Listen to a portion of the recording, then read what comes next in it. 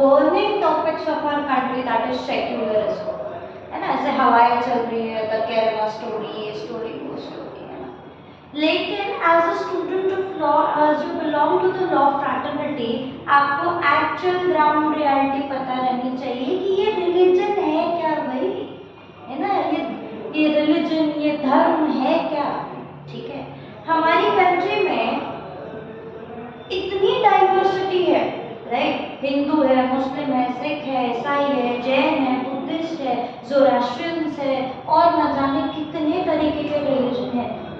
Our country is a classic example of unity in diversity, right? हाँ, इसमें brotherhood भी है, इसमें दंगे भी है, फसाद भी है, but as a law point of view, ये रिलीजन क्या है, कॉन्स्टिट्यूशन में किस तरीके से इसको एक्सप्लेन किया गया है, वो आज हम पढ़ेंगे.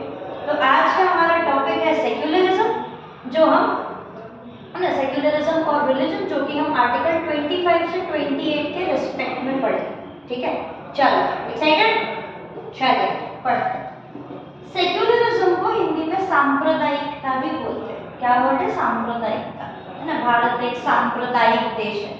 ये सांप्रदायिकता का मतलब क्या, सेक्युलरिज्म का मतलब क्या, right. It says that the state और the government must not have any official religion. क्या नहीं होना चाहिए? कोई भी ऑफिशियल रिलीजन नहीं होना चाहिए. ऐसा नहीं कह सकते हम कि India is a Hindu state just because Hindus are in majority. No, that is absolutely wrong. India is a secular state. अब बहुत सारे लोगों के दिमाग में मिसकंसेप्शन है कि 42nd अमेंडमेंट के बाद, है ना, 42nd अमेंडमेंट के बाद ही हमारे कॉन्स्टिट्यूशन में सेक्युलरिज्म वर्ड डाला गया. बिल्कुल गलत कंसेप्ट है. जिसने भी आपके दिमाग में डाला उसको बोलना भाई पढ़कर. जब इंडिया का कॉन्स्टिट्यूशन बना उस समय पे ही हमको समझ में आ गया था कि इंडिया एक पर्टिकुलर ना रिलीजन को फॉलो नहीं कर सकता. हम अपने पड़ोसी राज्यों की तरह काम नहीं कर सकते, राइट. तो हमने अपने आप को कैसा किया, सबको अपना रिलीजन प्रोफेस करने का, अपना रिलीजन रखने का, है ना, हेल्प किया कि नहीं आप जो रिलीजन में वो रिलीजन में रह सकते हो, कोई इशू नहीं है ना. कि इंडिया में आना है तो कन्वर्ट होना पड़ेगा, ऐसा कोई सिचुएशन नहीं रखा. ठीक है. तो हमने क्या दिया कि जितने भी हमारे कंट्री में लोग हैं वो अपना रिलीजन खुद के हिसाब से फॉलो कर सकते हैं, है ना. आर्टिकल 25 जब लिखा जा रहा था तब उसने हमें 3 पावर्स दी. कौन से 3 पावर दी, जिसको मैं 3P से याद रखना प्रेफर करती हूँ. Propagate, profess and practice. आप अपने रिलीजन का, धर्म का प्रचार प्रसार कर सकते हैं, प्रैक्टिस भी कर सकते हैं, कोई इशू नहीं. ठीक है, कोई भी ऐसा इशू नहीं है.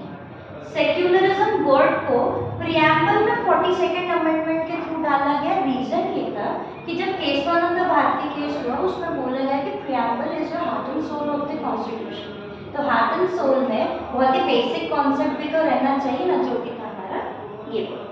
ठीक है, एग्जिस्ट पहले से ही करता था. ठीक है, इस कंफ्यूजन में आप बिल्कुल नहीं रहे ना. जब हम आर्टिकल 25 के बारे में बात करते हैं कि प्रोपागेट, प्रोफेस और प्रैक्टिस, 25 से 28 इज फंडामेंटल राइट्स. ठीक है.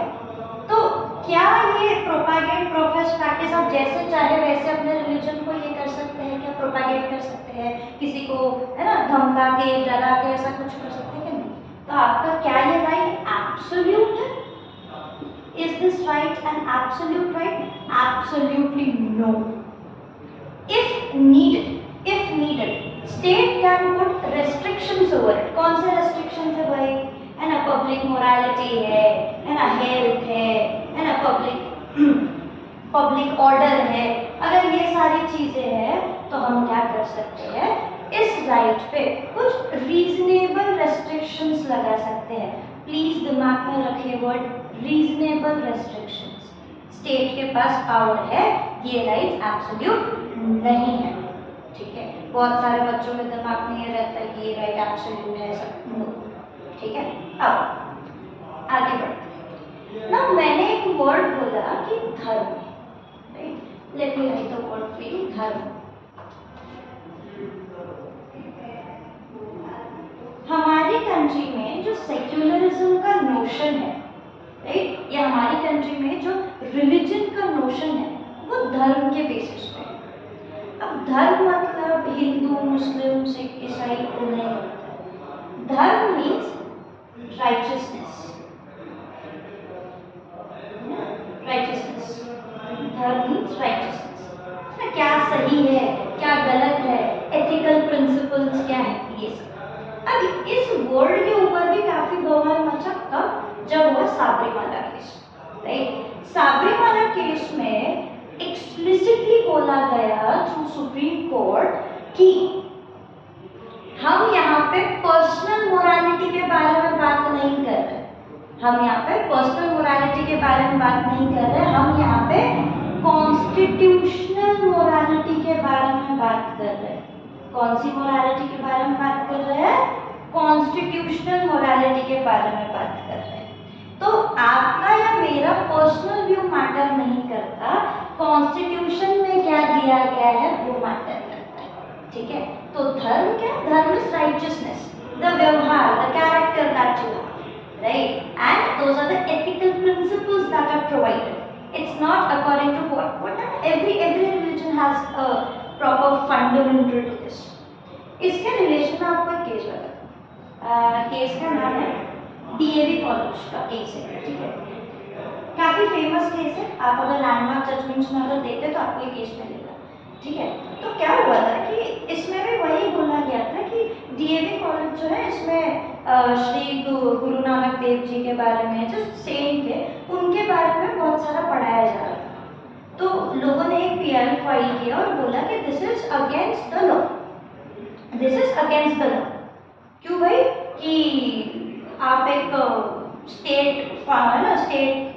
स्टेट ग्रांट किए हुए कॉलेज में आप किसी रिलीजियस सेंट के बारे में कैसे पढ़ा रहे हैं। तो इसके ऊपर सुप्रीम कोर्ट ने बहुत ही प्यारा रिप्लाई दिया और कहते हैं कि ठीक है ना भाई, हम समझते हैं कि है ना स्टेट फंडेड है, बट वो जो सेंट्स है वो किसी एक रिलीजन को नहीं बल्कि क्या करते हैं, राइचियसनेस, मोरालिटी, एथिक्स के बारे में बताते हैं। तो whomsoever that saint is, it is not against somebody else's right to religion, or it is not against the dharma.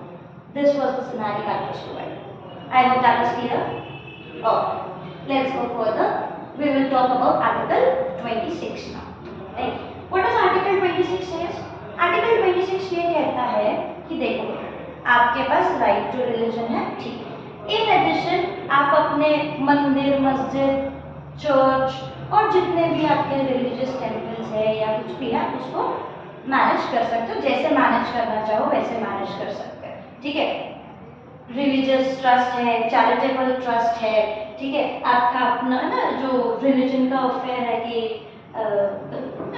XYZ चीज़ें होते रहती है, हर एक समाज के हिसाब से वो आप कर सकते हो चाहो तो। आपका अपना प्रॉपर्टी एक्वायर कर सकते हो, आपके मूवेबल प्रॉपर्टी है, इमूवेबल प्रॉपर्टी है, whatsoever the situation is, right, to administer such property to according with the law. With law is important, कैसे भी यूज नहीं कर सकते हैं, लॉ ने जो आपको पावर्स दी है उसी के हिसाब से कर सकते हैं।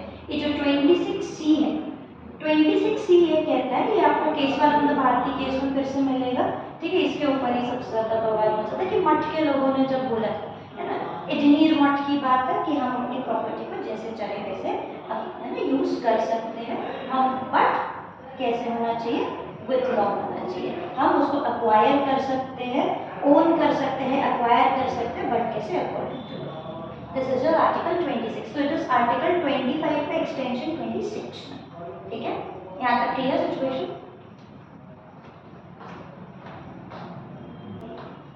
चलिए, तो आर्टिकल 27 के बारे में बात करते हैं। आर्टिकल 27 क्या बोलता है भाई? Freedom as to payment of taxes for promotion of any religion, right. थोड़ा सा लैंग्वेज को डिकोड करते हैं, ठीक है। क्या कहता है आर्टिकल 27 की ऐसा ना कोई भी सरकार या कोई भी ऐसा प्रोविजन नहीं जिससे आप एक पर्टिकुलर रिलीजन से टैक्सेस कलेक्ट कर सकते हैं उनके प्रमोशन के लिए, ठीक है। फॉर इंस्टेंस ऐसी कोई गवर्नमेंट आ जाती है जो एक पर्टिकुलर रिलीजन पे बहुत ज़्यादा कॉन्सेंट्रेटेड है और बोलती है कि अगर तुमको बाकी का रिलीजन फॉलो करना है ना तो भाई तुम हमको टैक्सेस पे करो।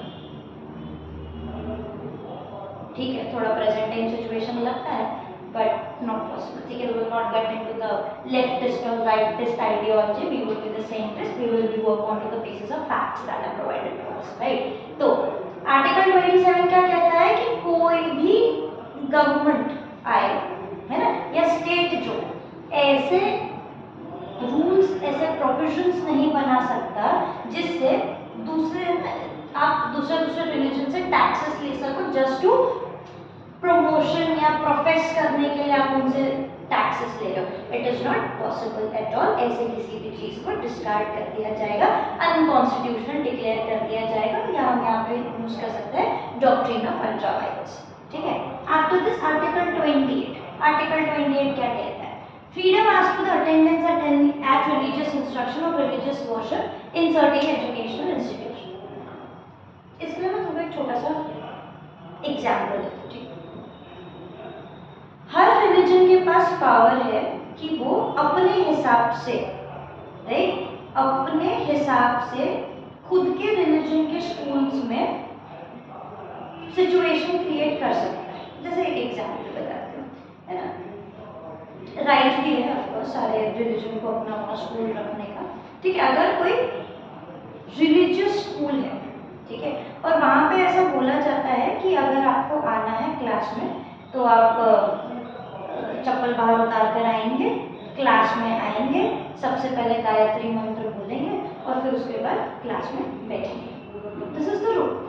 अब अगर ये रिलीजियस स्कूल है ना, रिलीजियस एजुकेशनल इंस्टीट्यूट है, ठीक है, कि एक पर्टिकुलर रिलीजन इसको चलाता है, तो हाँ भाई पॉसिबल, ठीक है, वो ऐसे रूल्स एंड रेगुलेशंस रख सकते हैं for of course the promotion and propagation of that, and to imbibe the knowledge and imbibe the ideas of a particular religion to them. That is quite possible, but there is always a but, है ना। क्या कहते हैं कि अगर कोई state funded religious institute है तो तब क्या?